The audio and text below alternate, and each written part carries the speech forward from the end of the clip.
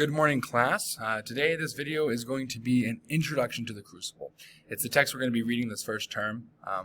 And as just a reminder, you should be reading another book outside of the assigned text, a book that you're hopefully reading for your own enjoyment, for fun, okay? But this is the one we're going to be focusing on in class. This is the one that's going to tie in with our argumentative essay. It's going to be really important. The nice part about this is that it's a play. It's a play in 4 acts. It's not super long. And as we finish reading it, we're actually going to watch parts of a production of it because, let's be real, you cannot read a play without watching at least parts of it, okay? But you need some background history to understand it.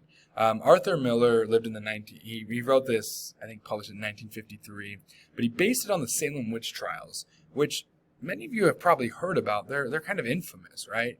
But I don't know how much you know about them. I doubt any of you were alive during the 1690s, but you could have been. So here we have some playbills for the Crucible. I don't want to give any spoilers away, but there's some really fantastic playbills. But let's go ahead and talk about the Salem witch trials.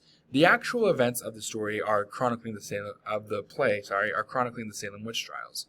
Now the Salem witch trials were a series of hearings and prosecutions in the early 1690s, right? So this is early America, kind of Pilgrims, Puritans, and we're going to be talking about the Puritans because this was a Puritan society.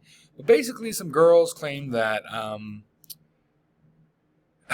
the devil was leading them into temptation, and you're going to read more about that as you read the play. That's what it's about. And a lot of people ended up dying because of these lies. But in order to understand the play as you read it, you need to understand who the Puritans were. Okay? Here's a picture of the Puritans. Here's another. Okay, here's one more. Here's some just the Puritans. Now, there's one thing that's interesting, I think, about these two pictures is everybody is just like looking up, and that's very kind of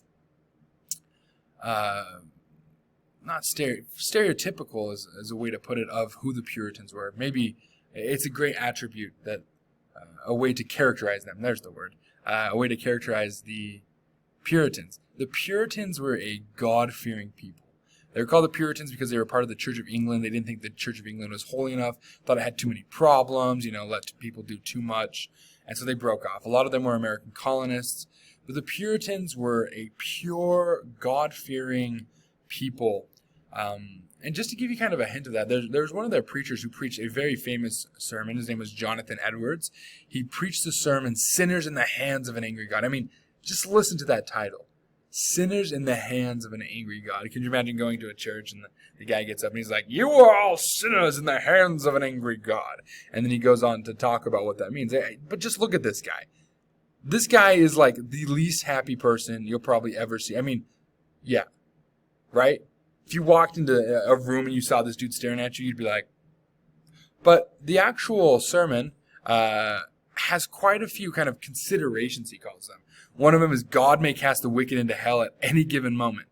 Number 2, the wicked deserve to be cast into hell. Divine justice does not prevent God from destroying the wicked at any moment. The third one, the wicked at this moment suffer under God's condemnation to hell.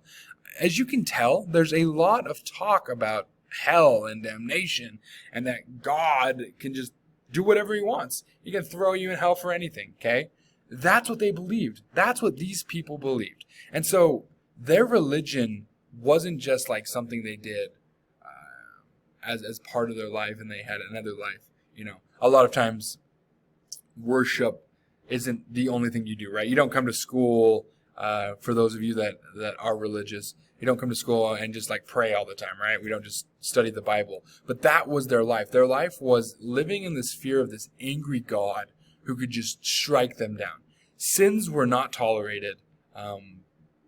And it made them a really superstitious people. They were really afraid of things like devils and witches and Satan trying to steal their souls because, I mean, let's be real. They were so afraid that God would just throw them into hell. Let's add on top of that the fact that they believed that there were devils and demons and Satan himself coming out and trying to steal their soul, right? And so this leads into the superstitious ideology that leads up to the events of the play. It's important to understand this, and it's important to understand this going in because a lot of the play is predicated, right? It relies upon the fact that they're Puritans. If this situation would have happened in Provo, per se, with the exact same circumstances, it probably wouldn't have gone down the same way.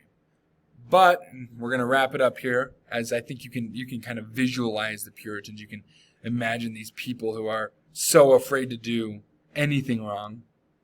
But I want you to think as you read this play about modern versions of what happens in this play. As you read it, I want you to think of comparisons of things that you have seen. And there are plenty in the past 10 years that you can draw upon, as this play is more relevant than it's ever been. Well, that's The Crucible, and I know you're going to enjoy it. It's a fantastic play.